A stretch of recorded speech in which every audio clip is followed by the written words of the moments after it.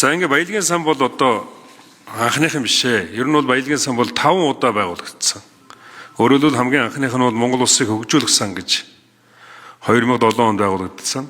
Тэгээ энэ байгуулагдаад гараан дээр л баг одоо дампуурсан. Ягаад гэвэл 2008 оны сонгуулиар энэ улс төрийн сонгуульд мөнгө амлах нь бол амжилтанд хүрэх юм байна гэж үзээд ардсан нам 1 сая төгрөг, Монгол Ардын Хувьсгалд нам 1.5 сая төгрөг тараагаад одоо эндээс эхлээд явсан байгаа. Дараагийнх нь бол хүний хөгжлийн сан гэж байгуулагдсан. 2009 онд байгуулагдаад дандаа зарлага нь орлогоосоо дандаа давдаг учраас энэ одоо сан амжилттай ажиллахгүй явсаар байгаад 10 гаруй жил яваад ингээд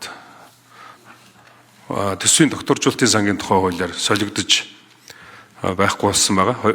Төсвийн докторжуулалтын сангийн тухай хууль бол 2010 оноос хуулийн дагуу сан 10 оноос байгуулагдаад нийтдээ 13 удаа нэмэлт өөрчлөлт ороод үндсэн зорилгоосоо тис хазааж явсан учраас энэ одоо докторжуулалтын сан бол үр дүнгүй байгаа.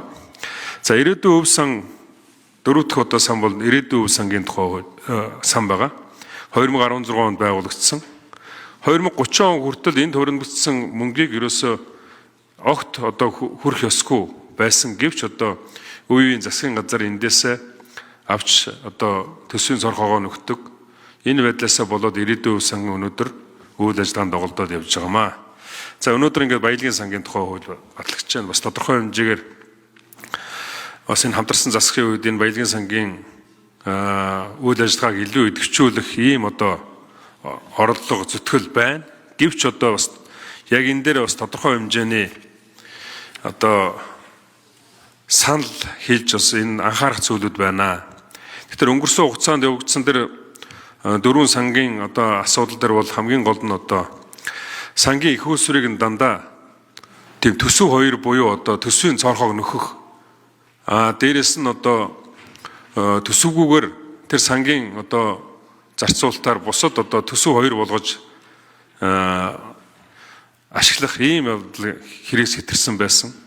Дээрээс нь сангууд дээр бол одоо сангийн засаглал байхгүй, мэргэжлийн баг байхгүй байгаас болж энэ сангууд одоо чанартай үйл ажиллагаа явуулж чадаагүй.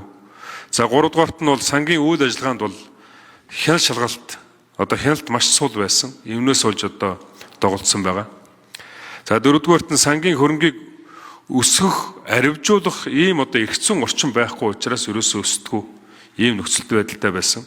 5 дугаарт нь улс төрийн шийдвэрээр сангийн хөрөнгийг дураараа зарцуулах ийм нөхцөл байдал одоо маш их байсан. Тийм учраас энэ баялагын сан дээр илүү одоо гадаад менежменттэй дээрэс нь одоо маш зөв зүйл зарцуулдаг, шууд бэлэн мөнгө тараагаад одоо ард иргэдэд өгчдөг биш ийм одоо